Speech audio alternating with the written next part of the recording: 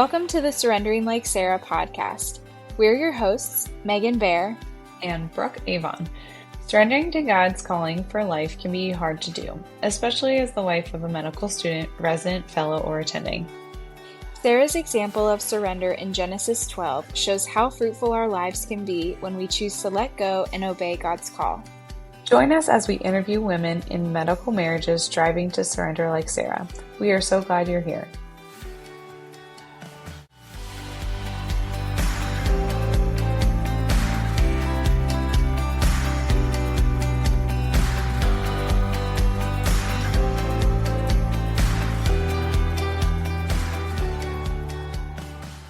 Hi, everyone. Welcome back to season 2 of Surrendering Like Sarah podcast. I am here today with my friend Allison, and we have known each other from Grove City College. So she and I went to the same college. This is 10 years ago that we're talking. Allison is a wife to Sam, who is a reconstructive urology fellow at Fox Chase Cancer Center in Philadelphia.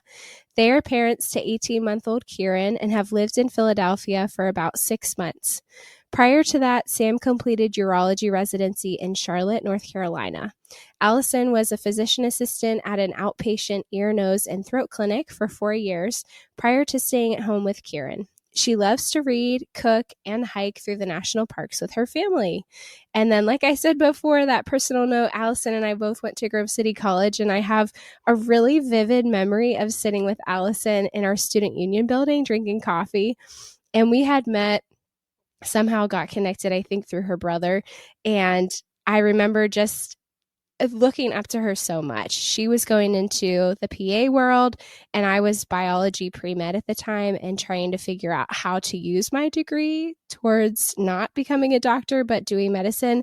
She has so much wisdom to share. So I am just thrilled, Allison, that you're here with us today, and you get to share that wisdom with all of us.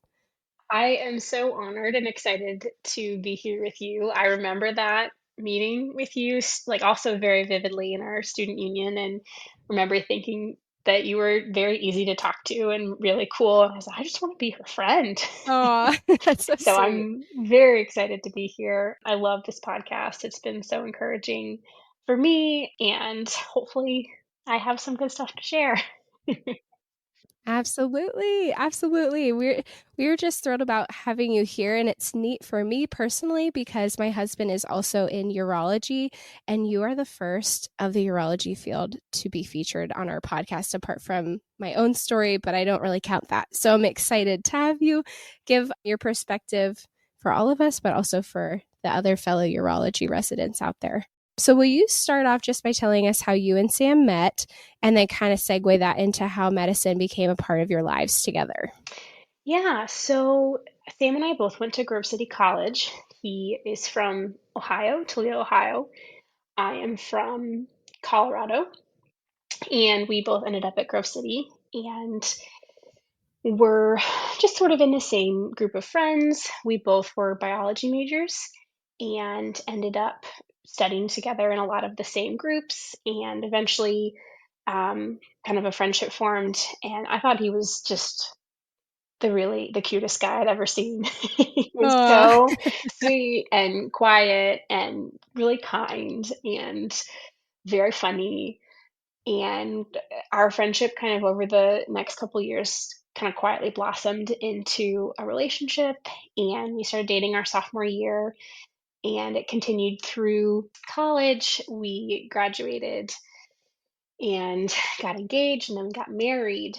And we kind of right after we got married, the summer after Grove City graduation, he was in medical school at the University of Toledo in Ohio, and I got accepted to PA school. I'm a PA, physician assistant school, in Ohio as well. So we got married, and then right away I jumped into PA school, and he kind of had been doing medical school for that 1 year. Kind of our year-long engagement was the year after college. And so we jumped right in. We were so young. We were 23, and here we are about 9 years later with, Wow. let me think, one, two, well, for me it was three, well, let me think, 2 or 3 moves, under our belts and a little one. And now he's halfway through fellowship, and we're about to finish our training in 6 months, which is really, really exciting. It is really exciting. I'm excited to hear from your perspective too. You're getting to look back so directly on these training years, but still being immersed in the very end of them, because that will provide a really neat viewpoint, I think, for all of us. So you were both in school, graduate school, at the same time. What was that like? What were the challenges? What were the joys of that? That sounds hard. That's a very good question. It was really fun and really hard at the same time. We did not have any free time. We were studying on student loans. We did not have much money, and we were freshly married. So the good thing was we had the same expectations. Like our schedules aligned, because I know sometimes if one person has a job and had more flexibility and the other person is in school, sometimes it can be really hard. Hey, I want to hang out. I want to go do something. Oh, I can't. I have to study. And for us, it was both of us had to study all the time. So we did a lot of studying. We had one room that was an office, and we had a giant whiteboard that was sort of our study center. And we would both go to graduate school and come home, have dinner, and then just study.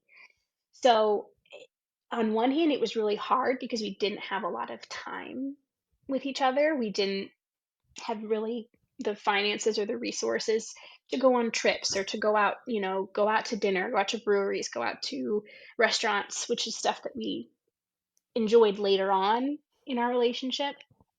However, what was nice was it made the time that we did get together really sweet.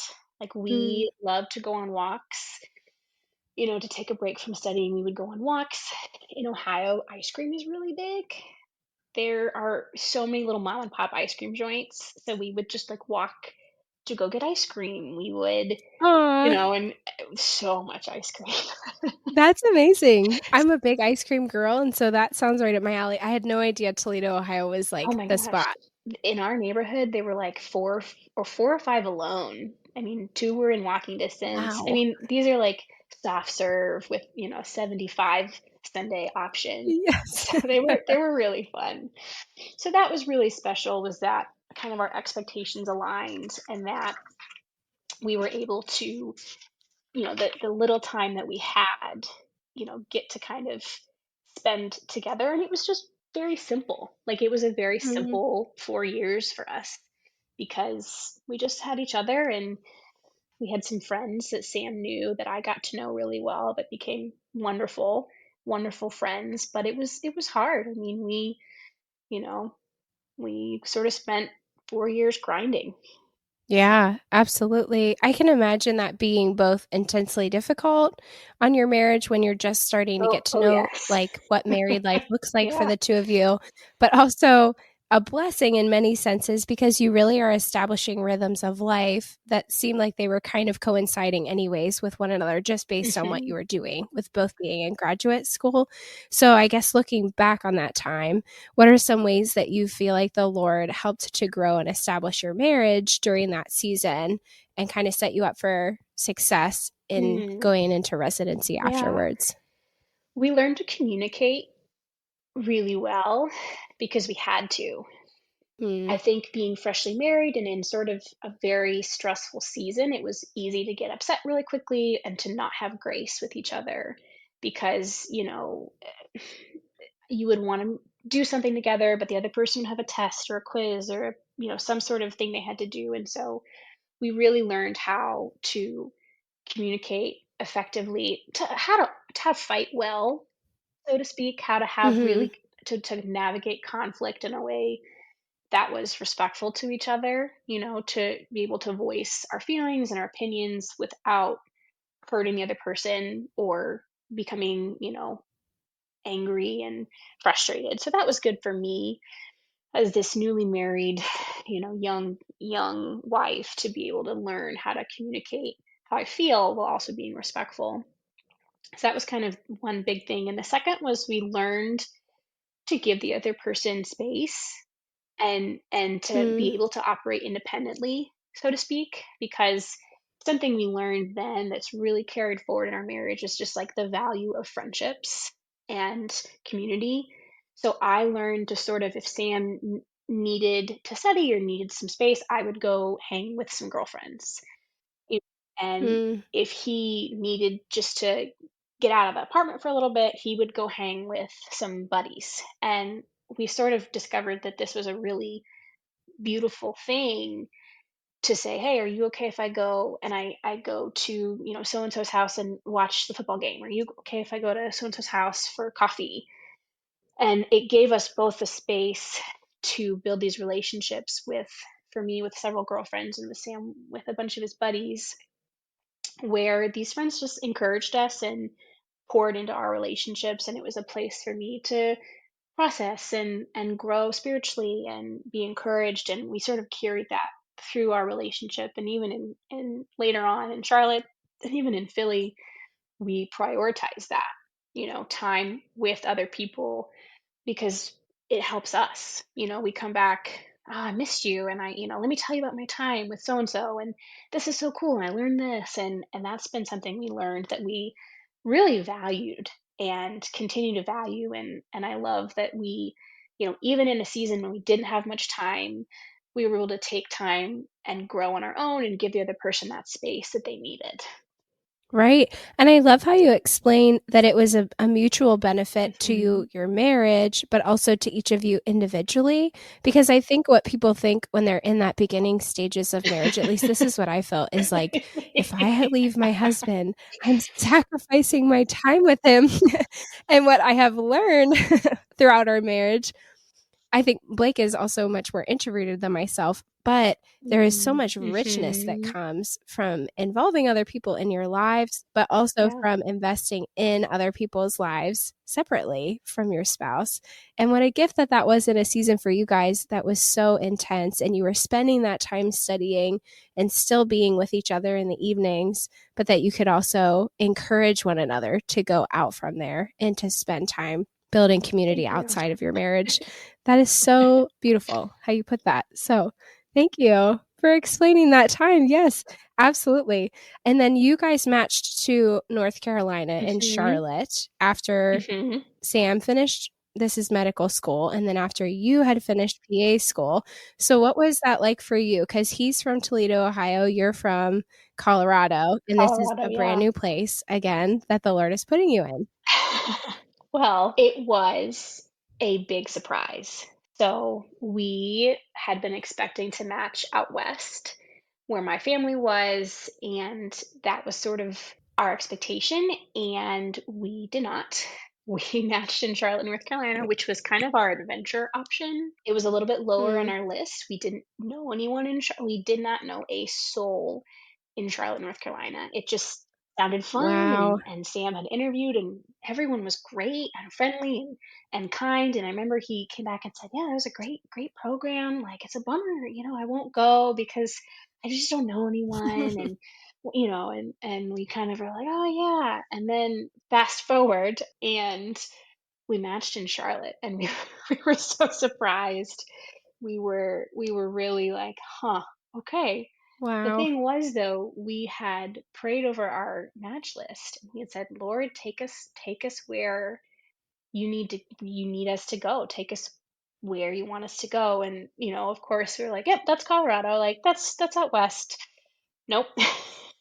So the move to Charlotte was really hard. It was really, really hard because we had established this community in Toledo. I had wonderful Christian girlfriends that supported me and were so wonderful. Sam had wonderful guy friends. We had a great church. And it was really hard. We moved there. And the first thing, of course, is Sam starts his intern year, which is really hard. It's drinking from a fire hose. It's a lot of information, a lot of time. I'm at this point struggling to get hired. No one, I didn't know anyone in the medical world, in the PA world in Charlotte. And a Mm, lot of times PA jobs come from connections. Hey, I did a rotation at this hospital. I met this person. They were looking for a job. Or, my professor knows someone who's looking for a PA. And so I kept applying for jobs, and was getting nowhere. I mean, I think it was 6 months, 4 to 6 months, and I was devastated. It was so hard because Sam is exhausted. I'm trying to be a supportive wife for him, but I'm lonely. I don't know anyone. My days are filled with job searching and trying to figure out what to do. And it was really, really hard. The Lord was so faithful though. He was present in all of this and just so beautiful in just the story of our lives. Mm. The day that I kind of thought, I was like, you know what? I'm not going to apply any more PA jobs. I'm going to go work retail. I actually applied to work at J. Crew factory because I was so frustrated. I know. I was like, you know what? I need to make some money and I need to do something, That's hopefully the awesome. job will come along. So I applied to J. Crew. I got the job. I had my orientation my very first day. You have to put your phone in a locker. And I did my first shift and I came back and I had a voicemail from an ENT clinic that wanted to do an interview for a job, which I eventually accepted and worked there for 4 years, which was Wow. just crazy to think about. Yeah, and God's perfect timing that you had just gotten to the point. Our word of this podcast is surrender. So getting to this point of surrender, and then the Lord is like, here you go. This is where you're headed next. You're so right. I had to sort of surrender my idea of my identity being as Hmm. a PA, but it's very much my identity had been based on like what I did and my friends and all these things. And the Lord, in his goodness, just gently took those away and was like, no, your identity is in me and Hmm. who I created you to be and who you are in me. And that was a hard journey, but such a good one. And I am so grateful for that season because I learned, I was able to discover this beautiful eternal identity that does not change based on what I do or don't do or what do I accomplish or, you know, it was so rewarding and beautiful. And while it was hard, I was so grateful. Wow. It's so neat hearing you look back on that time and saying that I'm so grateful for that time. What a fruitful time that was in my faith, because in our church sermon on Sunday, our pastor was talking about the meaningful things according to the world's eyes are meaningless in God's Mm-hmm. eyes. But Yeah, the things that are meaningless in the world's eyes are so meaningful in God's eyes. And in that moment, by the world's standards, you don't have a job, you're looking for a job, you're trying to right. find a direction while Sam has his direction. And that Exactly. could seem so meaningless, but the Lord had meant so much meaning for you during that season in your own faith and your own growth. That is so neat that the Lord, now you can look back on that and the Lord has used that to grow, to encourage you. Was there any portion of God's word or any specific aspect of his character during that time that was really encouraging to you? One of my favorite verses, my all-time favorite verses I believe it's in Proverbs. I was like, "Oh, I'm gonna have it memorized." Nope. Okay, here we go. That's okay. It's trust in the Lord with all your heart and do not lean on your own understanding. In all your ways acknowledge him and he will make straight your paths. And this is like my life verse, and I think this was the season it became my life verse Hmm.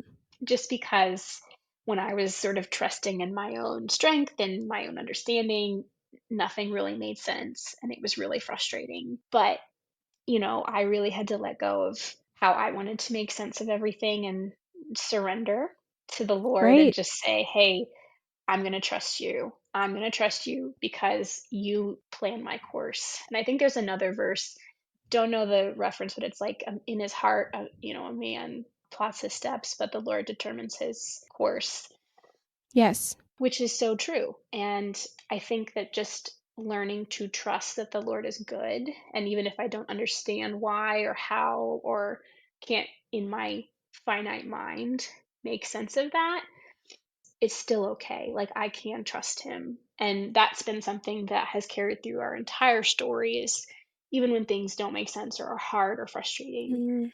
he is good and his love for me is beyond anything I could ever fathom or imagine. So definitely learning his love, his faithfulness and his goodness in a season that was really hard was again, such a beautiful lesson. Absolutely. And one, I love that you said that's been a theme throughout the Mm-hmm. season of your marriage, but I see that so evidently in the themes of the medical world, just being that Mm-hmm. we do not see the path that the Lord is leading us to. It's very clear in medicine with the number of matches that sometimes happen Yeah. depending on how long you're in training for. There's just so much out of our control. And so to trust and acknowledge that we don't know where the Lord is leading us, but we can know for sure what his character is according to his word. And we can Amen. Yeah. trust that Yeah. that's true. We can trust that he is for us and that he is good, even in the midst of seeing things that don't feel good and they don't feel positive in the moment. So Yeah. that is so encouraging. Thank you for sharing those verses with us. It's funny you said Proverbs 3:5-6 is your life verse, because that's what I would say mine is too. Ever since like ninth grade when I was in high It's school, so but good. It it's is good. so good. It's very applicable to any season of life. I feel like even in moments where I feel really close to the Lord and moments where I feel farther from the Lord, Hmm. that verse is one that speaks into those seasons. Amen. So Yeah. I'm going to jump forward a little bit more in your story. So you've been in Charlotte for some time. You got this ENT job as a PA. I'm curious how you went about building intentional community when you Mm. were in Charlotte, because I know that was a theme whenever you were in Toledo, is investing in community outside of your marriage. So what are some practical tips you have for us? I feel like I'm thirsty to know any Yeah. ideas because we'll be moving in a couple years. So what Yes. tips you have and what was helpful for you during that time? Also, very good question. So we found a church. I think finding a church is like the utmost priority, even if it's really hard. I mean, Sam was in residence, in his intern year, so half of the time he wasn't there, and I kind of had to try some churches out on my own, which was really hard because, we Right. want to go together. But we found a church, and then joining a small group is just critical. It's so important because it's one thing to join a church and get plugged in, but it's another to go somewhere where you can fellowship with other believers in a more personal and intimate way. So we joined a church called Mercy Church, which we loved in Charlotte. And, and there's that step where I feel like a lot of churches, say, hey, if you want to join a small group, sign up or come to this meeting. And going to that meeting is hard. I Yeah, mean, it's it takes intimidating. it's so intimidating. It takes because you're putting yourself on the line. You're going to meet new people. What will they think of me? Will I get along with them? Will it be weird? Will it be uncomfortable? So we joined a small group and it was fantastic. I mean, it was all young professionals and they were all single. They were all single. And Sam and I were the only married couple. And honestly, I joke, but I joke that I was also kind of single too because Sam was in like residency.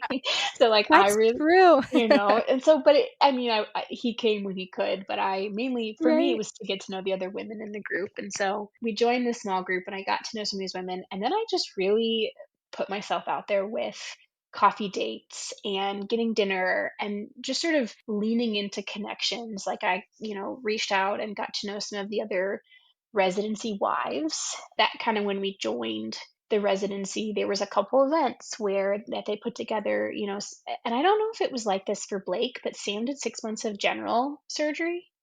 Yes, Blake did Um, the same. They were, yeah, like, interspersed in that right, first year, right. but So yes. Sam, like urology at Charlotte only had one resident per year when he started. So Okay. he was the only one. So there was no, I mean, they were Wow. a few years ahead. So I became friends with a lot of the general surgery residents.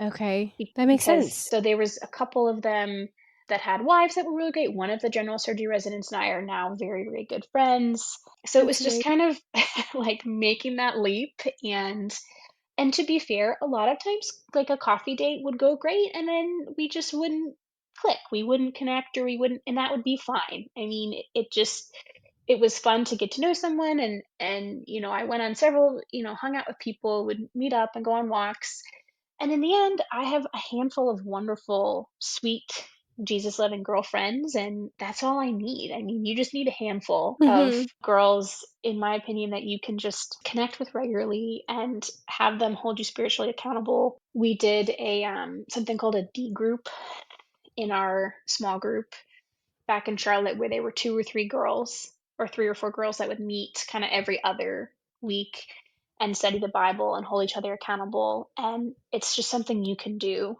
You just approach someone or a couple people and say, "Hey, I want to study the Bible more. I want accountability. Like, will you do this with me?" And I never realized you could just do that. Like, I thought you needed permission, or I thought you needed someone official to organize it. But I think, that freedom to just, hey, like, we just want to study the Bible. Like, let's just do this was very freeing. So Hmm. that was really special, was just, going after it, because I knew the alternative was I would be lonely, if I Right. if I didn't go out there, because I didn't know anyone, and we didn't have any family, so I couldn't go be with my family. And that was another way the Lord just provided beautifully, with some of these just really great girls in Charlotte that I love so much. Oh, that's so encouraging to hear. I'm sure for people who are listening too, who are in that season of still trying to build community Mm, where they are, just realizing that a lot of that responsibility falls on us to reach out. But mm, then also, I mhm. love that you acknowledge like sometimes it works out for the best, like they Yes, become someone that you meet up with all the time, and sometimes it doesn't. right. But either way, just reaching out to other people and putting yourself out there, no matter how intimidating that is, the Lord can do great things with our Mm, willingness to say yes yeah. to opportunities like that. I'm curious if your husband's program had a resident spouses group. Like, was there a group that you Oh, met okay. through the hospital, or was it just like through the events that they initially put on that you connected with other wives of residents? How did that work for you guys? So for urology, they were pretty small. I mean, they were so Sam, it was like one resident a year. So Okay. when we started just urology, because it was actually kind of a huge blessing, because of how small the program was. We became friends with all of the urology residents and their respective partners. Okay. So throughout the years, and that was something that I was really impressed with the program, was they really prioritized the spouses. Mm. So we kind of through the year, as Sam kind of moved through the program, it was always encouraged to bring your spouse, bring your boyfriend, bring your girlfriend, to events. We would go out to breweries, and Charlotte was big on breweries. Like, that's the thing. I don't know if that's the thing everywhere, but that's what the residents love to do. I love that. So Uh-huh. we would just go and hang out, and we would do like a yearly retreat where we would go, and you know we would, because it was near the beach, we would go to the beach and get a beach house, and they would do resident wellness events, and we would go to, I don't remember, like, go to a park and do a barbecue or something. So that was really special. Was It was like something that, and also I'm never able to explain this, but like, Sam's program was relatively new. So Mm. he was the fifth of the residents. So his first year, his chief was the first resident in the program. Oh, that is really new. So what was really cool was they were able to really influence and shape the culture at the program. And something that Sam recognized was really important was including the spouses.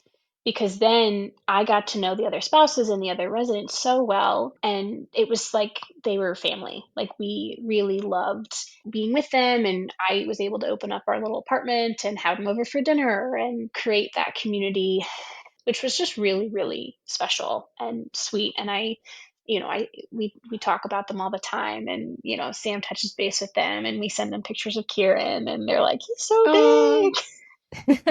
that's so neat. And it sounds like it was program driven. A lot of the events that you guys had that were created, like the retreat that you were talking Mhm. about and different brewery nights, that's really special to walk into as a wife because it feels so life giving to know that the program is looking out for the spouses. I mean, this goes back to us being shocked that we got, not shocked, but like surprised that we got into Charlotte.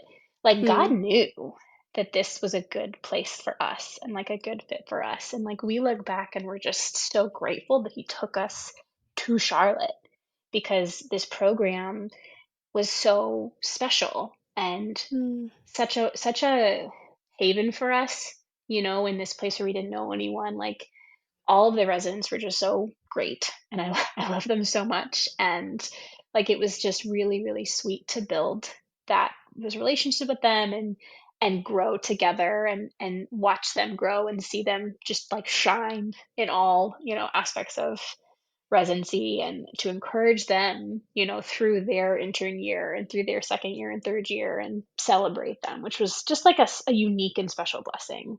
Yeah, definitely unique. That's a good word for it. And to say that you're still connected to them and still Hmm. invested in each other's lives, Yeah. it's very telling of the program. So everybody go match at Charlotte, North Carolina for urology. No. Fantastic.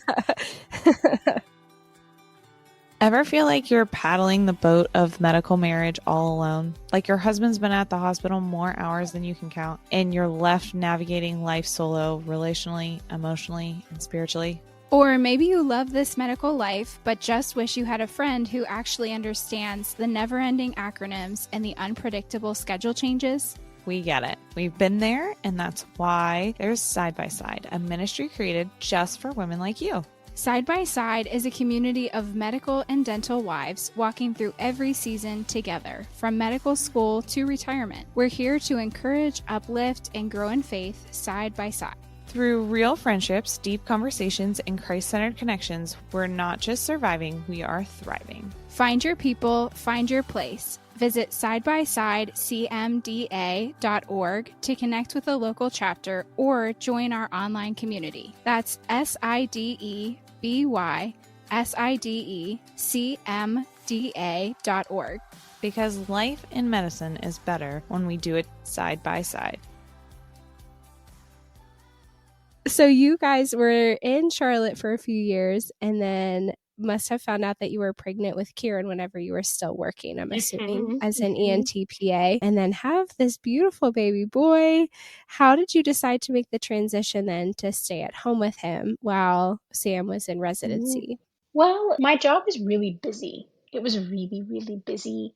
I was seeing 25 to 30 patients a day. Wow. It was a lot. That's a And ton. Yes. it was about a 40-minute drive for me outside of Charlotte. The office that I was at was like outside of the city limit. And I just was getting to a point where I was just like really burnt out of being in this, environment. It was like a very fast-paced outpatient clinic. And we had Kieran. He was born right at the start of Sam's chief year, his fifth and final year.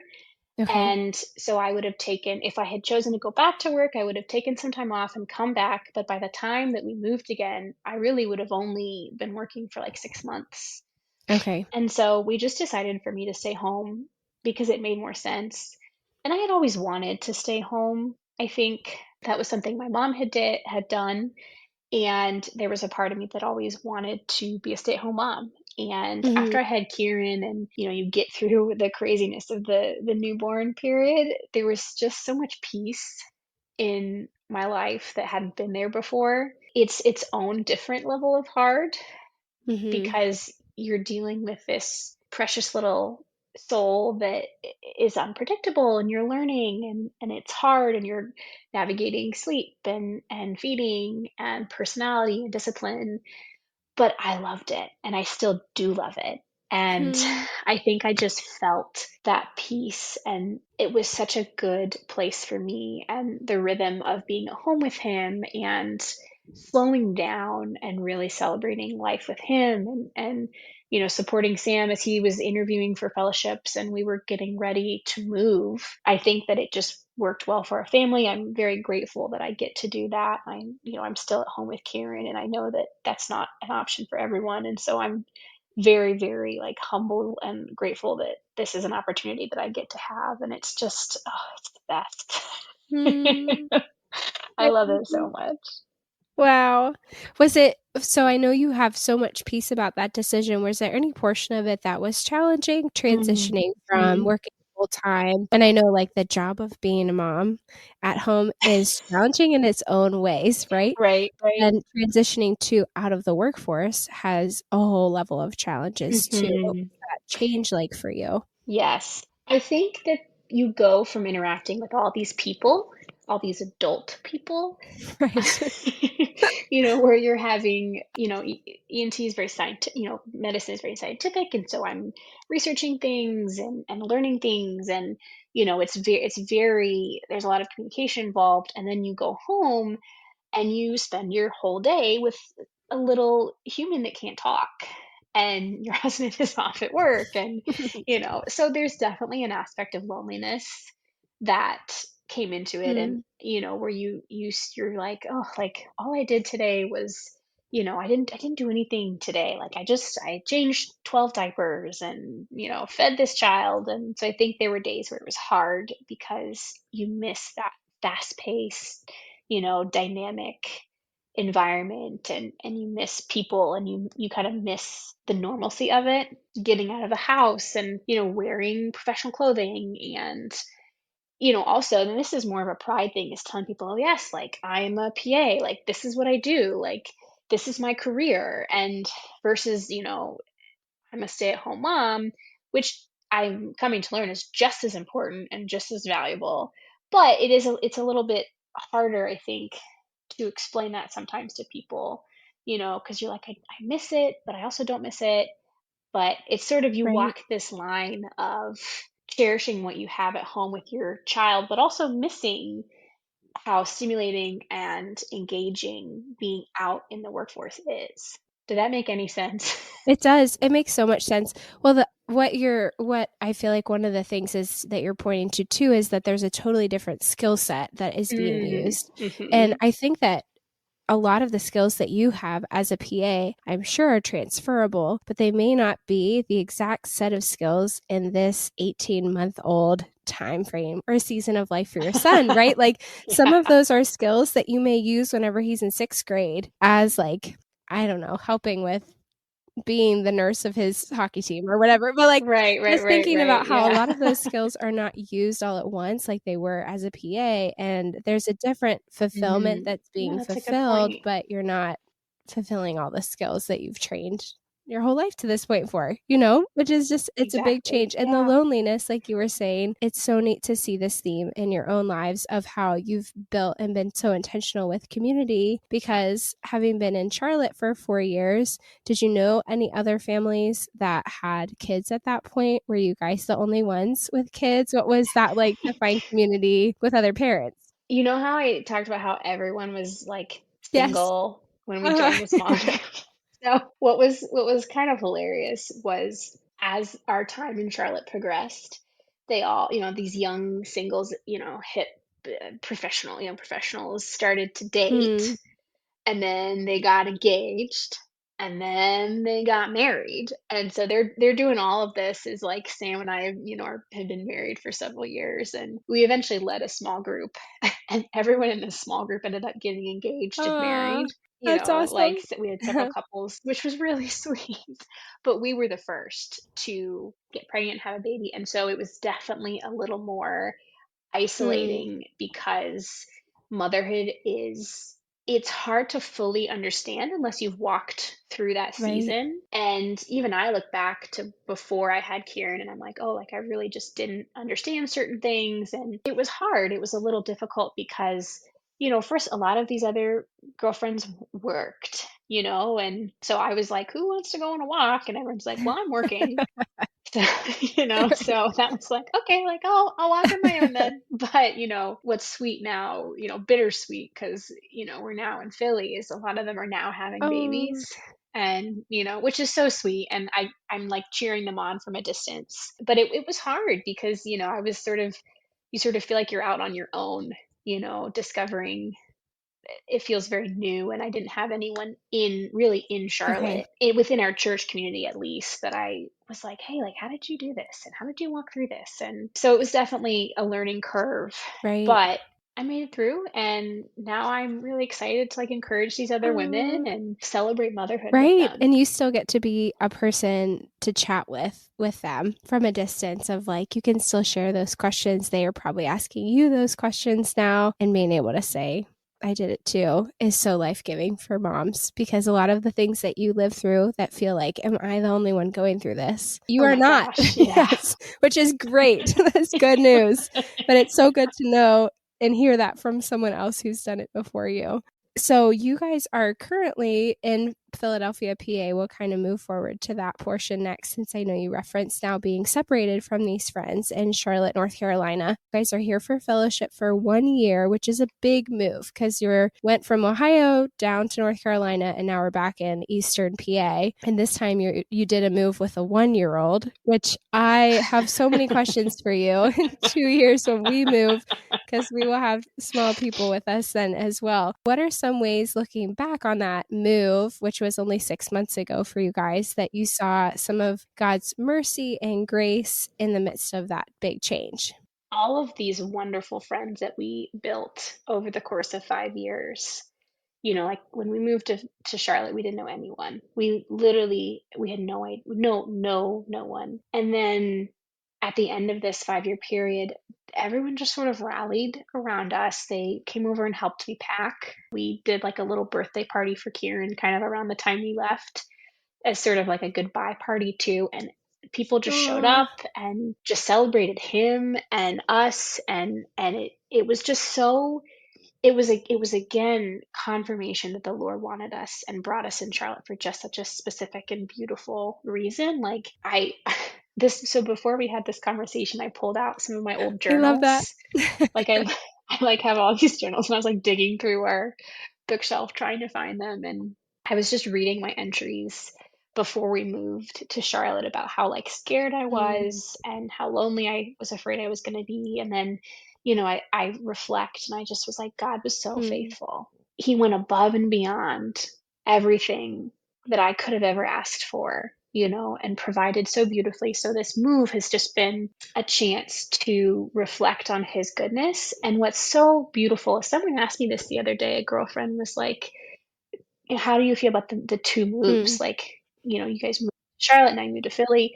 I feel so much more prepared for the Philly move after having gone through the Charlotte move. Like, I learned how to build community. I learned how to survive the fact that Sam and I can do this. You can move somewhere with your spouse, even if you don't know anyone, and survive, because the two of you have each other and the Lord, and that is enough. And so I'm just so grateful for our time in Charlotte, for our time learning and growing there, and how it's transferred over here to Philadelphia, and how, it was also very hard, and I was very sad and missed our Charlotte friends and did struggle a little bit initially. But I think I spent some of those first few weeks reflecting on, the Lord has been faithful before, and he's provided, like he will provide. It may not be what I think it will be. It may not be how I think it will be, but it will be so good. And it's just been humbling and beautiful to reflect on that. Wow. I have tears in my eyes. So. That was so well said. That's beautiful. I had to cry. It's so beautiful. And I think part of what has, I'm sure, made this time so rich, just being able to look back and see how the Lord has fulfilled his promises. That's such a mirror to what our faith needs to look like, by looking into God's word and looking back at his promises and how they're fulfilled. We just studied in our Bible study this fall, Revelation, and the number of promises that are fulfilled, but also referenced throughout the entirety of Scripture. And then again, at the end of the Bible, just reminds me how important it is to look back at what the Lord has done and trust and know that he is good. His character is the same from the beginning to the end. And you get to see that now in your journals. What a gift that your own reflecting has done and your own spiritual walk, now getting to, like, your own self is encouraging yourself. And this really, it's the Lord in you, like, encouraging yourself in this So season. beautiful, yeah. So that is really encouraging to me as well. Thank you for sharing that. One of the other challenges that I often discuss with friends of ours who are in the medical world is the amount of perseverance and endurance that's required in the role that we have as wife to our husband. So you guys in urology have done 4 years of med school, 5 years of residency, and then an additional year of fellowship. So we're talking 10 years at this point. And many women can, and men, I know husbands of wives in residency, can attest to the amount of perseverance and endurance that takes. So what practical advice do you have for those who are struggling to find joy and purpose in the midst of these long years of training? this was really good for me to reflect on. And I talked with Sam a little bit about this the other day because, so I'll call him during the day or he'll call me and we'll just sort of touch base. And it's very mundane things. Do you want me to buy some apples at the grocery store for you? Do you want me to wash this sweatshirt or these scrubs? Or I took Kieran to the park today and Sam told me something and he had not told me this before. And he said, these are anchors. These are anchor points for me throughout the day. He said, I love hearing from you. It's just a small thing. He said, because it anchors me, it reminds me, oh, I'm so excited to see you when I get home. I can't wait for us to hang out. And I was like, this was just like a call to just check in. And I didn't realize that it was such a big thing for him. And I think what is so important is to remember that the spouse that graduates residency successfully does so because of their partner. Residency is very, very hard, as we all know, and it's really hard to do it alone. It can be done, but it's tremendously lonely, it's exhausting, and it's draining. And something we have discovered and we've talked about and Sam has said is like every victory, every success for the physician is because of their spouse, their supportive, loving spouse. It's, a spouse that creates a safe, warm home where they can eat and rest and sleep and be at peace. Those are the things that transfer over into a resident, a medical student, a physician, an attending a fellow, loving their patients well, loving their colleagues well, loving, their staff well, is feeling supported and safe and cherished at home. And so in these long, exhausting years that feel like they drag by, you or me, I guess, continuing to be patient and not take it out on Sam when he has to operate late or he's called in for the 5th time this week or he's away on a rotation and not snapping at him and not getting frustrated or irritated and blaming him for the problem, but instead giving him grace, giving myself grace, and finding my strength in the Lord gives Sam and gives the spouse that space to thrive. And there's a light at the end of the tunnel. I mean, it may be far away, but there is a light. And not all people have a light. Right. Not everyone has a light at the end of the tunnel. Someone mentioned that the other day to me, and I was like, oh, you're right. Like, we do have a light. Like, this training will get better. Like, this call will get better. This shift will get better. This rotation will get better because that's how it works. This too shall pass. So hopefully that's some encouragement and, knowing that even the little things of, creating a home that's safe and warm and where they feel at peace has, that's what carries them through to the finish line. That is so important to point out. And I love that you highlighted the life-givingness that provides for them. That's something that we get to do at home is help provide that environment, but just how much of an impact it has on their lives is sometimes hard to measure, especially getting close to the end. I feel like the closer you get to like a marking point or a checkpoint in your training journey, the easier it is to look back and be like, that was what helped bring light and life to that season. And so how sweet for him to be able to say like your phone calls throughout the day, that's something really practical. And I don't think I realized, even I'm sure text messages to an extent with like pictures and things like that with his son, your son, you get to share like you're a doctor and you're doing these amazing surgeries and you are wanted and needed by many people. But at the end of the day, you come home and you are always dad. You are always husband. You are always like the spiritual leader of our home is, like you said, that word anchoring point. That's a good adjective, Sam. Thank you for sharing that with us. He's got these little nuggets, man. Sometimes he's pissed off. I'm just like, mind is blown. Well, hopefully that also encourages the wives who are listening to this and feel like the mundanity of their days can sometimes feel like they go without seeing a whole lot of fruit, but there is so much fruit found in the midst of those days and the small things, like you said, that are done just in your own home to bring life to your spouse. So thank you for sharing that. That is so life-giving and so encouraging.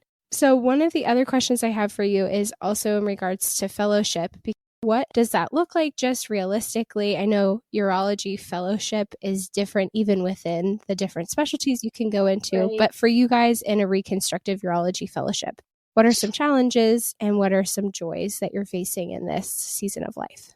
I think it was hard because my expectations were not necessarily accurate going into it. I thought it would be much more of an attending lifestyle in regards to his schedule. I thought he would have more autonomy and more independence and a lot more freedom to make his own schedule and see his own patients. But this type of fellowship, he's essentially partnered with an attending that does reconstructive urology, and he sort of follows this surgeon everywhere. Does this surgeon's surgeries, manages the surgeon's patients, does clinic with them. So it was really hard initially the first few months because he was continuing, and he still does continuing to operate long hours, and they're not really his patients, so he can't really make his own schedule. And taking time off is tricky because he has to kind of line it up with this attending's schedule. And, he's involved in a lot of research and, is required to do a certain level of research. And so I think initially my expectations were off. And that was hard because I kept being like, well, can't you just take this time off? And can't you just do this? And we finally had like a come to Jesus heart to Come heart. to fellowship He was like, conversation. yeah, exactly. He was like, I know this is like what you want and I want this too, but we're not there yet. I was like, That's really gracious of him okay, to like say it that way. he was so Sam is very Aw. kind. He's so funny. And he just like, listen, like, I know that this is what you want, and I hear that, and I want that too, but we're not there yet. And so I can't just take time off whenever, and I can't just do this. So I think once I got my expectations adjusted and, really sort of was like, okay, we've got 6 months, we're going to get through this. I'm much less frustrated when something doesn't work out or he misses something because he's working late or he's managing this physician's patients. I think having the right mindset is very helpful.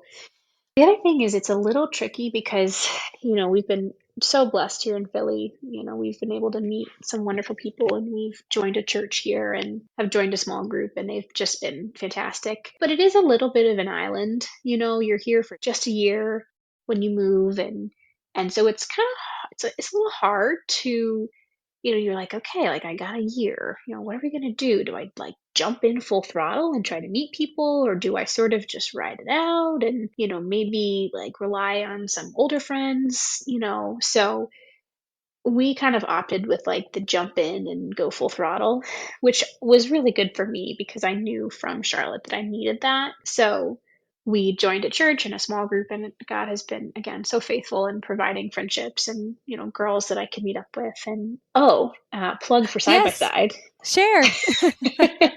The Side by Side Philly group is Aw. great, and they've just been so lovely and wonderful. And so I've gotten to know several women through the Side by Side group, and they just have been very welcoming, and they're just lovely people. And so I've gotten to know several of them here. But I think that's kind of an interesting, tricky thing you face with fellowship is you're only there usually, well, depending on the fellowship. If it's a shorter fellowship, you're like, how do I want to spend this time in this place? Do I want to just sort of survive, or do I want to try and get plugged in?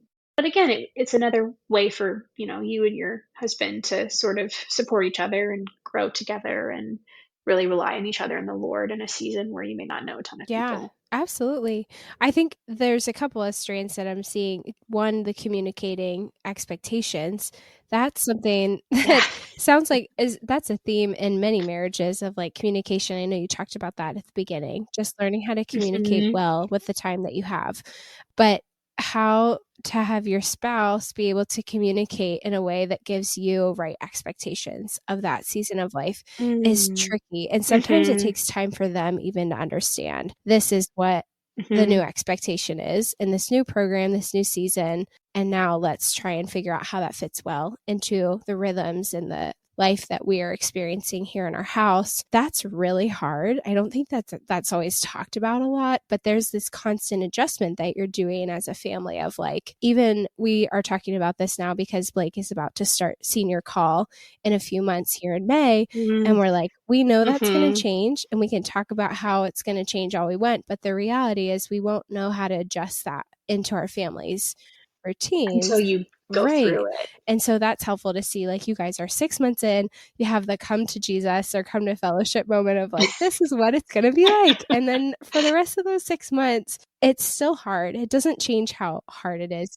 But your expectations are adjusted, and it makes it easier, Absolutely. It's easier, like you said, to have grace for your spouse in moments where it's hard versus just being like, why? It's not them. It's just really the reality of the situation that you're in. But also side by side. So I'm curious, I know we have talked about side by side a little bit, but were you involved with side by side in Charlotte, North Carolina, or in Toledo as well, or just in Philly? I wasn't, so I don't think I knew about it in Toledo, or if I did, I don't think I was aware of it. I briefly went a few times in Charlotte, but the group kind of, I don't think was active. Like, I think it had, like, they just weren't active. And I think they met like when I worked or something. And so I just couldn't make it. So I wasn't able to get to know anyone through side by side in Charlotte. I don't remember. I'd have to go back and look. Maybe it's some old messages or something. They were all very, very nice and sweet and friendly, but it just didn't work out. But then when I was moving to Philly, I went on the side-by-side page and asked, and, immediately they connected me with the leaders, and they were like, oh, like, we do, this is what we do. And one of the women took me out for coffee and was just like, she was so wonderful, and was like, tell me about yourself, and this is what we do. And I mean, so they do like a virtual Zoom meeting every other week, and then they do events, and they're really so really lovely. Great. It's so wonderful to walk into a place that has pre-planned events. It's like, especially as a mom, it is such a gift to be able to say, we are doing this every Wednesday or whatever day it is. And it's similar just people. that rhythm is good. It's so healthy. Yeah. And nice for your son, I'm sure, to have other buddies. People Yes. Several of the mom have kids, and they're just lovely, wonderful people. So we're very, very grateful. Oh, good. Well, I love too that you're talking about jumping in full throttle with community, even just for a year, because like you said, the Lord has been faithful to create life in the midst of that for your family, which is just so neat, and also such a beautiful theme that we're getting to see in the midst of your lives in this training season. Our last question for you, we're coming up on the end of our interview, is the one that we ask everyone. So in the Old Testament, in Genesis, Abraham received the call from the Lord to go and take his full family and his kinship and his kinsmen, I think are the words that are used, to follow the call that the Lord had for him to move into this new land. And his wife, Sarah, was with him, and she surrendered to going with him. So I'm curious, because that is what we've named our podcast after, how you are learning to surrender like Sarah did in this season of your life. We are looking at future jobs. We're on the job hunt. And it's hard because, some of the jobs that we're interested in and we're looking at are in places that I would not have thought that I wanted to be. And I think that as we move forward, I'm learning to surrender a lot of my own desires and what I think is best and what I want to the Lord, and replace it with, take us where you want us to go. Like, you were faithful in Charlotte, you were faithful in Toledo, you were faithful in Philly. You will be faithful again. It may not look like I think it will. It may not be comfortable or easy or fun or all of the things that sometimes we associate with good. Good doesn't necessarily mean all those things. Sometimes it just means being made more like Jesus. And so I'm learning in this season, as we look at the future and look at jobs, to surrender my expectations, surrender my heart, and say, like, Lord, like, let thy will be done. Take us where you want us to go. Thank you for sharing that. I'm sure that has to be a really weird transition to make too, going from a couple of matches to now you get to decide. In med school, I'm sure he had some kind of say, like yes or no, but it's different when you're looking at jobs and you have a lot more freedom and where you want to go. It is. It's hard because it's more of what place fits the priorities of our family. Right. And what we want and what Sam wants and what will bring him joy in his workplace and what will allow us to serve in the best capacity. And, there are some places where, oh, we love this town, we love this environment, but like the job's just not what we're looking for. And other places it's like, oh, this is a great job, but oh, this environment is just not what we thought, so it's a lot of just trying to let go of what we might, trust in the Lord with all your Right. heart and lean not on your understanding and really just allow God to lead us. And he has been. I mean, he's been giving us some really good wisdom and direction. And so hopefully we're going to come to a decision pretty soon. But it's been hard, but it's also been very sanctifying at the same time. Wow. That's amazing. Well, we will be praying for you as you guys are deciding on where you would like to go and where the Lord is leading you in this next season. That's so exciting. And we are just so grateful that you were here with us tonight to be able to share your wisdom and your story and to be able to share the importance of finding solid Christian community in whatever season that you're in the midst of moving from place to place, and also just telling of the truth and the faithfulness of the Lord in each of those changes. So thank you for being here with us.